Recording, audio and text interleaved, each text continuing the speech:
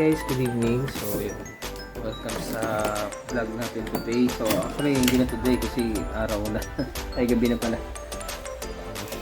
Magsa-set up ako ngayon ng tawag dito.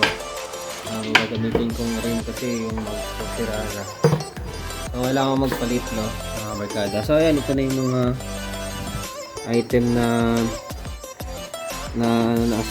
binili ko. Saka ito na rin yung rim. So actually BKK yung tatak nito, pero hindi BKK yung laman ng rim nito. So Okimura, yan yung brand ng rim na binili ko. So 1.5 to 1.5. So yan, assemble ko ngayon. Papakita ko sa inyo kung paano mag-assemble itong rim na binili ko, no. Sana magkasukat tong ano, kasi sinabi ko lang naman sa, hindi ko kasi alam yung actual sukat ng ano ng rayos niya, pero Yaguso yung ginamit ko. Ay, Yaguso pala, Yaguso chrome plated siya na ano. Tapos ito, kakadating na nito sa Lazada ko binili, TGR yung tatak.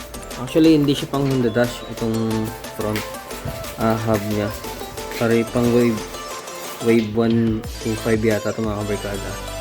Kaya ang gagawin ko, magpapalit ako ng disc tsaka yung dito sa loob, papalitan ko lahat to. Kasi conversion na siya mga kabarkada. So i-convert na lang natin. So sana mag-fit tong rice na binili ko, ano. Pero sa huli yan, sigurado ako fit yan. So papakita ko sa inyo kung paano. Okay, tara, let's go.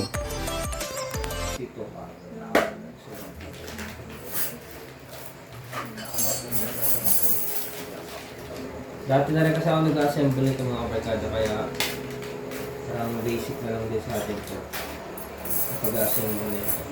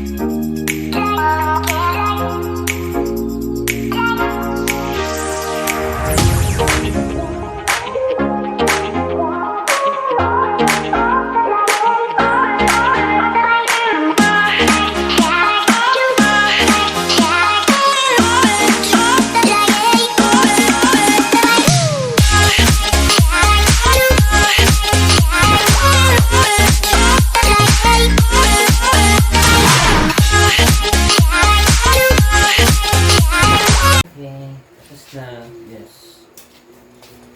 So ayan guys, tapos na, I'm done. Yan, kailangan niya, no, yung sa pito niya, mga kabarkada, kailangan nakabuka yung rice dyan, kasi pag hindi nakabuka, sigurado mahihirapan tayo magpahangin, kaya kailangan hindi siya naiipit. Okay, nasimbol ko na, no. Ooh. So yung isa na lang, unahan na lang, tapusin natin. So ayan, isa. Yan guys, natapos na natin tong isa, no. So proceed na lang tayo dito sa isang set natin sa unahan. So ang ginamit nating size ng rice dito is 9G 185. So chrome plated lang yan, Yaguso, mga kabarkada. So, ayan. Ito na yung rim natin. Kaya, simulan na natin. Ito na rin yung rice natin. Okay, tara. Let's go.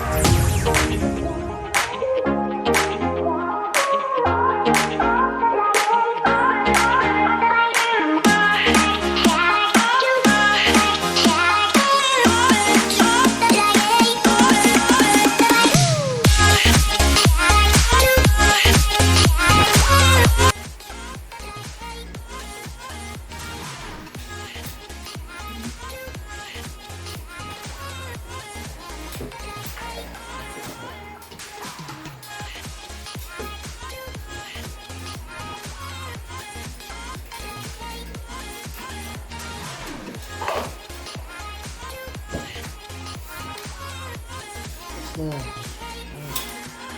Alam mo lang to.